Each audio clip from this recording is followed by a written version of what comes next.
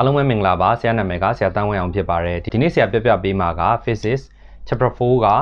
ကျွန်တော်ကျိုးပုတ်စာတွေအကြောင်းပဲဖြစ်ပါတယ်ဆရာနဲ့တူကြည့်လိုက်ကြည့်အောင်နော်အဲ့တော့သူပါရပေးထားလဲတစ်ချက်ဖတ်ကြည့်အောင် the highest and lower frequency of the string ကျိုးပုတ်စာပေါ့နော်အဲ့တော့အမြင့်ဆုံးနဲ့အနိမ့်ဆုံး frequency တွေ of the piano တခုအကျွန်းညှိထားတယ်ပေါ့နော် to the phenomenon နဲ့ကျွန်တော်အခြေခံအတန်လေးနဲ့ညှိလိုက်တဲ့အခါမှာအမြင့်ဆုံး frequency နဲ့အနိမ့်ဆုံး frequency ဆိုပြီးတော့သူတစ်ခါတည်းလဲပေးထားတယ်เนาะဘာတွေပေးထားလဲဆိုတော့ FH ရဲ့ higher frequency ရဲ့ lower frequency ရဲ့နာမည်ပါတစ်ခါတည်းတက်ပေးထားတယ်ကောင်းတာပေါ့နော် FH = 4186 Hz ရှိရဲ့အနိမ့်တန်ကတော့အနိမ့် frequency ကတော့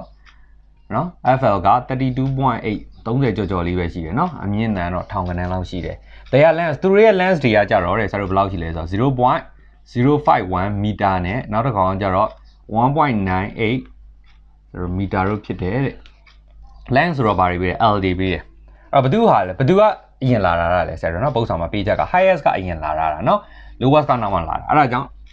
highest ကို length မှာလဲ highest ကိုအရင်ပေးမယ် lowest ကနောက်မှပေးမှာပေါ့เนาะဒါမျိုးလေးခွဲလိုက်ရပြီ if the tension of the two string အဲ့ကျိုးနဲ့ကျိုးရတဲ့ tension ကကြတော့တဲ့ tension อ่ะเนาะtension ကတော့ same အတူတူပဲတဲ့တူတယ်ဆိုရင်ဒါလည်းပေးချက်တစ်ခုပဲပုံစံတွက်ရင်ကျတော့သိလာလိမ့်မယ်နော် compare နှိုင်းရှင်ပေးပါနှိုင်းရှင်တယ်ဆိုတော့ဘာလုပ်ခိုင်းတာလဲစားခိုင်းတာနော် compare ဆိုဘာလုပ်ခိုင်းလဲ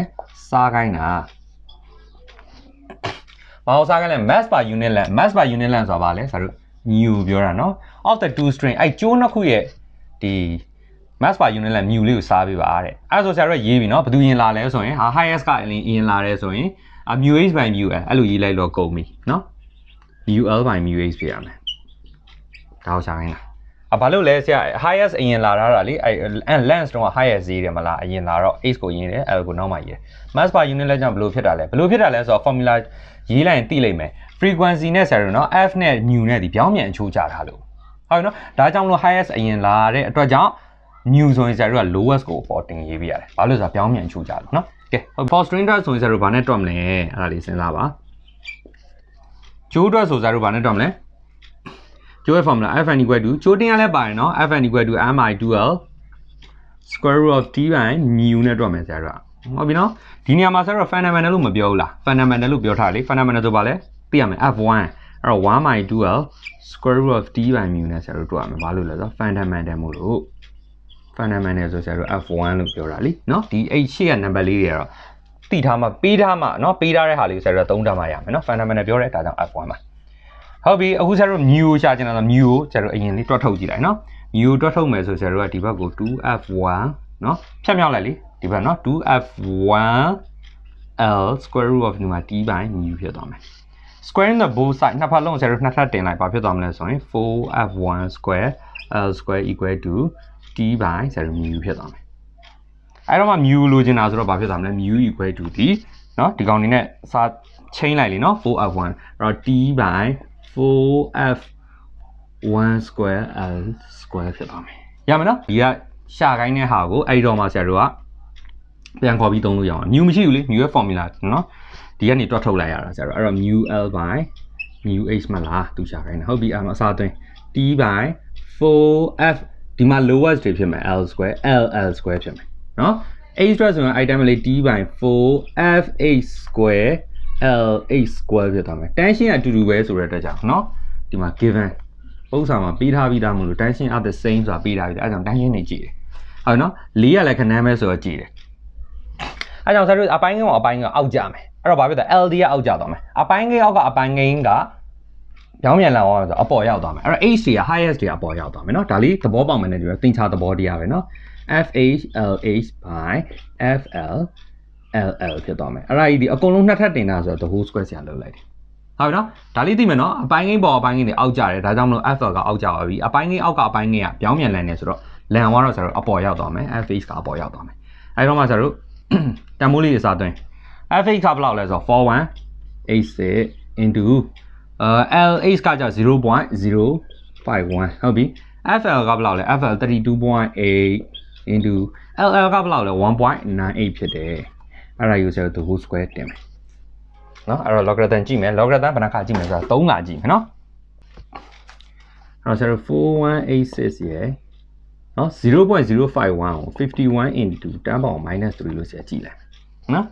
ပြင်နောက်တစ်ခါ32.8ရယ်နောက်တစ်ခါ1.98ရယ်တခုပြင်နောက်ဒီရလာတဲ့တွေကနေပြီးတော့เนาะဒီတွေကိုပြင်နှုတ်မှာတခုเนาะ3ခုကြည့်မှာဆက်လို့ logarithm မကြည့်ခင်ပါလားအလုံးဖြတ်တဲ့ကိစ္စအရင်လို့4187ဘယ်နှလုံးလဲအပြေကိန်း4လုံးဆိုတော့1 shot 3 point ဒီကောင်ကဘယ်လောက်လဲ2လုံး51ဆိုတော့အဲ့တော့1 point ဖြစ်သွား2လုံး1 shot เนาะဒီကောင်က -3 ဆိုတော့ဘာ3ဖြစ်သွားမယ်4186 41ရဲ့8ရဲ့6ကိုကြည့်တာတဲ့ဘယ်လောက်ရလဲဆိုရင်ဆရာတို့6218ရတယ်เนาะ51ကိုကြည့်တာကျတော့ဘယ်လောက်ရလဲဆိုတော့3.6ရတယ်ဒီကောင်10ကိုပဲကြည့်မှာเนาะဒါဘာ3မို့လို့ -3 ဖြစ်သွားတယ်10ကိုကြည့်မှာဆိုတော့10က3.3လုံးအဲ့တော့ဒီကောင်နှစ်ကောင်ဘာလုပ်ထားလဲမြှောက်ထားတယ်เนาะမြှောက်ထားဘာလုပ်လဲပေါင်းတော့ဘယ်လောက်ရလဲဆိုတော့4923 point ဘယ်လောက်ရလဲဆိုတော့2ရတယ်โอเคဒါအောက်ကိုတစ်ချက်ကြည့်မယ်အဲ့တော့ logarithm ကြည့်မယ်ဆိုအလုံးဖြတ်တဲ့ကိစ္စလုပ်တယ်1 point ဒီကောင်ကအပြည့်ကင်းတစ်လုံးပဲရှိတဲ့အတွက်ကြောင့်တစ်လုံးတစ်ပြန် short 0 point เนาะ32ရဲ့8ကိုကြည့်ပါဘယ်လောက်ရလဲဆိုရင်5159ရတယ်တဲ့เนาะ1.9ရဲ့19ရဲ့8ကိုကြည့်ဘယ်လောက်ရလဲဆိုတော့2967ရတယ်ခဲတော့ဒီကောင်နှစ်ကောင်လည်းပါလောက်ထားလဲမြှောက်ထားရင်ပေါင်းတော့ဘာဖြစ်သွားမလဲဆိုရင်ဆိုတော့6218.1ရတယ်ကဲဟုတ်ပြီဒါရလာပြီဒီကောင်အပေါ်အကောင်เนาะရှေ့အကောင်ဒီကောင်နောက်ကကောင်အဲ့ဒါကိုဘာလုပ်လိုက်မလဲဆိုတော့ဒီဘက်မှာနှုတ်လိုက်မယ်เนาะ logarithm ဟာဆိုတော့ကျွန်တော် logarithm မှာရေးမယ်3294ဒီကောင်က 1.8126 နှစ်ကောင်စားတာဟုတ်တယ်မလားအဲ့တော့ဘာလုပ်မလဲနှုတ်မယ်ဟုတ်ပြီနော်နှုတ်လိုက်တော့ဘယ်လောက်ရလဲဆိုရင်ဆိုတော့0.5168ရတယ်နော်အဲ့တော့ဒီမှာဘာတင်ထားလဲဆိုတော့နှစ်ထပ်တင်ထားတဲ့ကြောင့်ဘာနဲ့မြောက်အောင်လဲအမှ2နဲ့မြောက်တယ်ဟုတ်နော်2နဲ့မြောက်လိုက်လဲဆိုတော့ဘယ်လောက်ရလဲဆိုတော့1.0336ရနော်ဒီကောင်ကိုမြောက်လိုက်တာအဲ့ဒါကိုမှဆရာတို့ဘာကြည့်မှာလဲဆိုတော့ anti လို့ဆရာတို့ကြည့်နေကြအခုမှ anti လို့ကြည့်မှာကြည့်လိုက်တော့ဘယ်လောက်ရလဲဆိုရင်ဆရာတို့13983ဆိုပြီးရတယ်13983ဒီမှာ1ဟုတ်နော်1ဆိုတော့1ထပ်ပေါင်းတော့ဆရာတို့2ဖြစ်မယ်ရှေ့ကနေကြီးနှလုံးဖြတ်အဲ့တော့10.80အဲ့တော့0မြည်တော့10.8ပဲရေးတော့မယ်ထို့ကြောင့်ဒါတို့ဘယ်လောက်ရလဲဆိုရင်အဖြေဒီ10.8ရပါတယ် mu l by mu h တန်ဖိုးဒီ10.8ဟိုဘက်ဖြတ်မြောက်ခြင်းလည်းပြောင်းပေါ့နော်ရပါပြီโอเคlogarithm ကြည့်တာလေးပဲနည်းနည်းလေးခေါင်းစားတာပါနော်အဲ့ဒါလည်းရမ်းမခတ်ပါဘူးအပေါ် direct ကြည့်လိုက်အောက် direct ကြည့်အပေါ်ရဲ့အောက်ကိုနှုတ်နှစ်ထပ်တင်တော့2နဲ့မြောက်လိုက်ပြီးရင်ကြည့်နေကြအတိုင်း logarithm anti log လေးပြန်ကြည့်လိုက်ပြီးပြီနော်ဒါလေးပါပဲဖြည်းဖြည်းတွက်ကြည့်ပါရမယ်လို့ထင်ပါတယ်ကဲနောက်တစ်ပုဒ်ကိုဆရာတို့လေ့လာကြည့်အောင်ဒီပုဒ်လည်းဆရာတို့ကျိုးပုဒ်စာပဲเนาะကဲ what is the tension ဆရာတို့ဗာမိတာလဲဆိုရင် tension ဘယ်လောက်လဲဆိုတော့တီမေးလိုက်ပါပြီ all the violent string တရောကျိုးတစ်ခုမှာတဲ့ string ပုဒ်စာเนาะ to vibrate a fundamental frequency ဆိုတော့ f1 ပေးထားပြီเนาะ440 Hz နဲ့သူတီးခတ်နေတယ်ဒါဆိုရင် the length of the violent string ဘာလဲပေးလဲဆရာတို့ length ကိုလည်းပေးပြီး 0.33 meter ဖြစ်တယ် if the diameter ကကြတော့တဲ့ကျိုးရဲ့ diameter 0.05 cm တဲ့နော်ဘာမှတော့မဆိုင်ဘူးပါတော့ပါလာပြီထပ်ဖတ်ကြည့်မယ် and the density of the string ကျိုးရဲ့သိပ်သီးစာလည်းပေးပြန်နော်ဒီခန်းနဲ့ဆိုင်တော့မဆိုင်ဘူးပါတော့ပါလာပြီကဲဟုတ်ပြီအဲ့တော့ဆရာတို့စတွက်ပါပြီသူပေးချက်လေးရေးပြီးတော့ what is the tension ဆိုတော့ဘာမေးလဲတီမေးတယ်ဟုတ်ပြီ t equal to question mark အဘဘာပေးသေးလဲ fundamental frequency 440 ပေးတယ်440 Hz ဒီဒါ fundamental frequency က f လောက်လဲ f1 လို့ရေးထားလိုက်ပြီ the length of the violent string l ပေးပါတယ် 0.33 meter diameter ပေးတယ် d ဘယ်လောက်လဲ 0.05 cm ပေးတယ်တခါတည်းမီတာပြောင်းတာမီတာပြောင်းရင်10 power -2 ဒီကဟာကိုလဲဆရာရှေ့ကိုနှလုံးတင်လိုက်မယ်10 power -2 အားလုံးမဘယ်လောက်ဖြစ်သွားလဲ5 × 10 power -4 မီတာဖြစ်သွားမယ်အပြီးတော့ density ဆို rho ပေးတာเนาะဒီခန်းတော့မဆိုင်ဘူးပေးရတယ်ရေးလိုက် 3.5 × 10 power 3 kilogram per meter ကျူရှိတယ်ကဲပြီ tension တော့မေးထားတယ်ကြိုးတင်အားကြိုးပုတ်စာဆိုဆရာတို့ဘာနဲ့တွက်မလဲ for string တွက်ဆိုရင် for string ကြိုးပုတ်စာတွက်ဆိုရင်ဘာနဲ့တွက်မလဲ fn equal to ကြိုးတင်အားလည်းပါတယ်เนาะ formula ပြော n/2 and square root of t by mu လေးရှေ့ပုတ်နဲ့အတူတူပဲเนาะအဲ့တော့ fundamental ဖြစ်တဲ့ကြောင့် f1 1/2l ဒီနေရာလေးထိအတူတူပဲเนาะ mu ပြီးတော့ဆရာတို့ဘာလုပ်လိုက်မလဲဆိုရင် fundamental မို့လို့เนาะဥဆောင်မှာလည်းပေးပြီးသားပါ fundamental ဖြစ်တဲ့ကြောင့် f1 လို့ဆရာတို့ရေးလိုက်တာအဲ့တော့ဟိုဘက်ကိုဖြန်းမြောက်လိုက် 2f1l ဘာဖြစ်လို့လဲဆရာတို့ t ရှာချင်တာလေဟုတ်တယ်မလား square root of t by mu နှစ်ဖက်လုံး squaring the both sides နှစ်ထပ်တင် 4f1 square l square ဒီမှာ t by mu ဖြစ်သွားပြီဆရာတို့ဘာလို့ကျင်လား t လို့ကျင်တာ t လို့ကျင်တော့ mu ဟိုဘက်ဖြန်းမြောက် 4f1 square l square mu ဖြစ်သွားပြီဒါဆို tension ရှာလို့ရပြီเนาะသူပေးတဲ့ဟာအဲ့တော့ f1 ရှိလားဆရာတို့ကြည့်ရเนาะမတိကိန်းအကုန်ရှိရမယ်ဟာ f1 ရှိတယ် okay တယ် l ကိုရှိလားပေးထားတယ်เนาะ l ကိုနှစ်ထပ်တင် okay တယ် mu ရှိလားmu ကမရှိဘူးဆရာတို့ဘာလို့ရမလဲ mu ကိုအမှဆရာတို့ရှားပါမယ်เนาะmu ရဲ့ formula လေးရှိတယ်တေးသေးလေး mu equal to m/l ဆိုတာရှိတယ် M ရှိလား mass မပေးတော့နော်ပေးချက်ကိုကြည့်ကြည့်လိုက် L တော့ရှိတယ်ဒီနေရာမှာဆရာတို့ chapter 2ရဲ့အခန်းက formula သုံးရမယ် rho equal to m/v ဆိုတာရှိတယ်ဟုတ်လားနော် l/v အဲ့တော့ mass ကိုလိုချင်တော့ rho နဲ့ v နဲ့ဖြတ်မြောက်တော့ပေါ့အဲ့တော့ rho v by l ဖြစ်သွားဒီနေရာမှာဒါလေးစာဝင်တယ်အဲ့ rho တော့ရှိလားဆိုတော့ rho ရှိတယ်ဒီမှာ v ရှိလားဆိုတော့ volume မရှိ volume က v equal to ပါရှိလဲ ah ရှိတယ်လေဒီမှာတော့ al သုံးမယ်နော်ဘာကြောင့်လဲဆိုတော့ volume ကိုလိုချင်အလျားမြောက်အနံမြောက်အမြင့်ဒီမှာအမြင့်ကိုတော့ဆရာတို့ l နဲ့အစားသုံးလိုက်မယ်နော် length နဲ့သုံးတယ်တခါလေးအဲ့တော့ဒါကြည်ဝါတော့ rho a area ပေးလိုက်ဒီမှာ area မရှိဘူးဘာလို့ပဲ d တွေပဲရှိနေဆိုတော့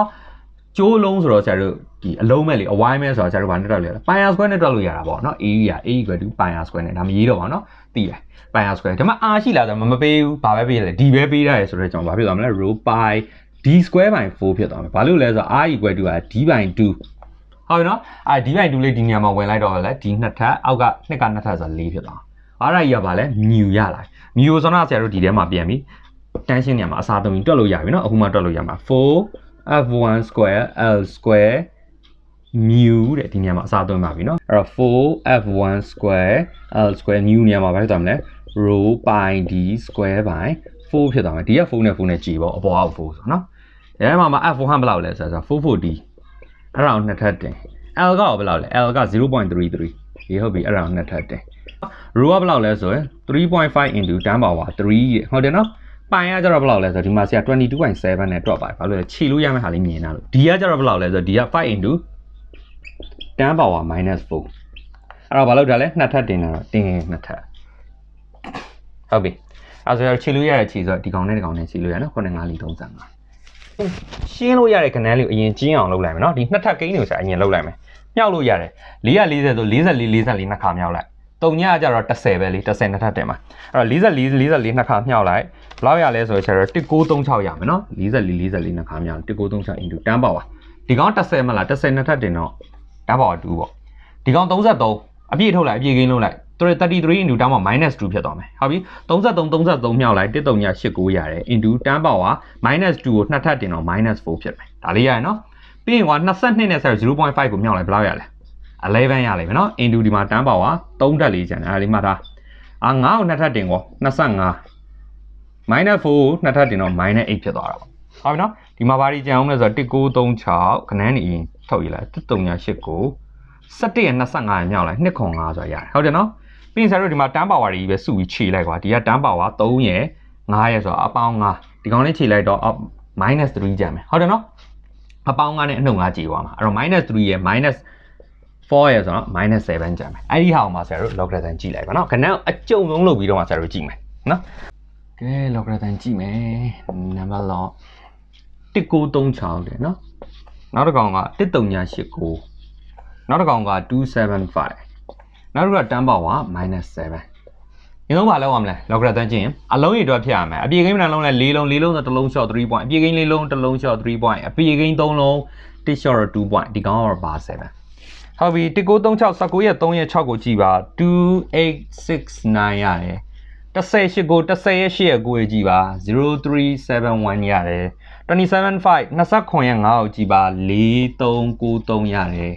ဒါဒီကောင်က10ပဲကြည့်ရအောင်10ဆိုတော့3ရတယ်ကြီးပဲဒီကောင်လေးလုံးဒီကောင်လေးဘာလို့ထားလဲမြောက်တယ်မြောက်ရင်ဘာလို့ရလဲပေါင်းရပါတယ်ပေါင်းလိုက်တယ်ဆိုတော့ဘယ်လောက်ရအောင်လဲဆိုရင်1.7633 ရပါတယ်เนาะအဲ့ဒါကိုဆရာတို့ဗာလေးကြည့်လိုက်မလဲ anti log လေးကြည့်မယ်เนาะကြည့်နေကြအတိုင်းပဲကြည့်လိုက်တော့ဘယ်လောက်ရလဲဆိုတော့9.98ရပါတယ်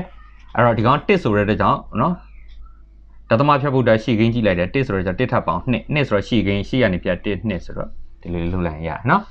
ရပါပြီအဲ့တော့ဒီနောက်ကိန်းလေးကတော့လေဆရာတို့ဒီရှေ့မှာ logarithm တွေကြည့်တာလူနဲ့နည်းနည်းတော့ကွဲမယ်เนาะတချို့က6 3အဲ့လိုစသဖြင့်တော့ရတယ်ဒါပြဿနာမရှိဘူးနောက်ဆုံးလေးကွဲတာအဲ့တော့အဖြေဘယ်လောက်ရလဲဆရာတို့57.98 tension ဆိုတဲ့အကြောင်းတင်းအားဆိုတော့ဘာနဲ့တိုင်းလဲ newton နဲ့တိုင်းတာပေါ့เนาะ okay အခုဆိုရင်ဆရာတွက်ပြတဲ့ string ပုတ်စာလေးတွေရမယ်လို့ထင်ပါတယ်ဖြည်းဖြည်းလေးလာကြည့်ပါအရန်မခတ်ပါဘူးpractice လေးခဏခဏလုပ်ကြည့်ပေးပါအားလုံးပဲကျေးဇူးတင်ပါတယ်